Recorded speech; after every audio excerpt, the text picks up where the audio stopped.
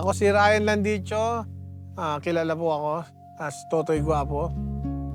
Ako ang CEO ng Leontech. Supplier ako ng CCTV, ng computers, and meron din akong isa pang business, King's Printing and Advertising. Nagpiprint kami ng mga large format, install kami ng mga LED walls, meron din kaming mga lights and sound rental. Magulo ang buhay ko, no? Hindi ko pa siya nakikilala. Last November ko lang siya nakilala. Actually, kabatch ko siya sa isang retreat. At after noon, kinausap ko siya na gusto ko magpa-mentee. Siyempre, kung gusto ko mag-grow, kailangan kong may magturo sa akin. Siyempre, yung mas magaling kaysa sa akin. Sa doubt, wala akong doubt kasi naniniwala talaga ako kay Mentor Mike.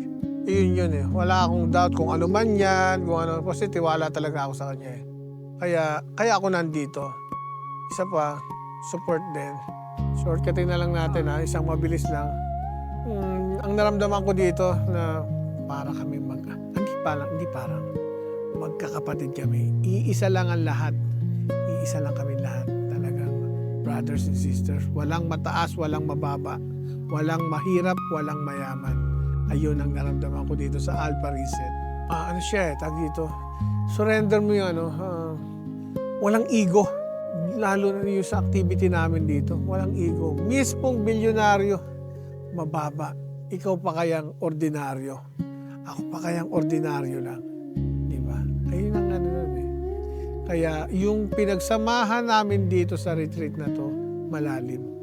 After nga nung mga activity, talagang alam ko, nakapatid ko sila. Sa ayaw at sa gusto ko, kapatid ko sila. Ayun ang masasabi ko.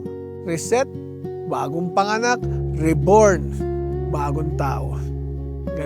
Ganun ang feeling ko ngayon. Kasi una, dahil ko expectation kung ano ba yan. Hanggang sa mali. Mali yung expectation ko, kakaiba. Kasi marami na rin ako na-attenan na iba pang mga retreat. Pero, dito yung iniisip ko dito, ganito lang yan. Hindi eh. Kaya hindi ko pwede sabihin ngayon. Lagpas, sobra, layo. Yung expectation, ang layo talaga, sobrang layo. Yung para ka na blindside. Yung parang sinuntok ng hindi mo alam, parang ganon. Yes, kailangan niya. Lalo na ngayon sa mga taong nakalubog sa technology. Lalo na sa mga kabataan na masyadong nakadepend sa technology. Tapos may mga sakit na hindi nila maipaliwanag, yung may mga anxiety, depression. I highly recommend tong Alpha Reset. Kayang-kaya, basta kailangan nilang umamin. Mas, siyempre, mahirap sagipin yung taong ayaw magpasagip eh. Kung itatago nila yon, hindi sila matutulungan. Pero kung willing ka talaga na gusto mo talaga matulungan, yun, kayang-kaya. Katulad nung isang kasama namin. Talagang freedom ang kanyang naranasan. Siyempre, masarap. Ako nga, sa totoo lang, magaang na ako nung una ko pang na-meet si Brother Mike. Mas lalo pa ngayon. Actually, dati sub-sub talaga ako. Wala akong ginawa. Puro pera. Business. Wala akong ginawa kundi mag-chase ng pera. Pero ngayon, mas mas cool. Isa lang ang pinupokusan ko. Mas madali nga yung pasok eh. Kasi magaang ka eh. Positive yung lalo mong ma-attract si abundance. Ganun ang paliwanag ko. Yun sa akin.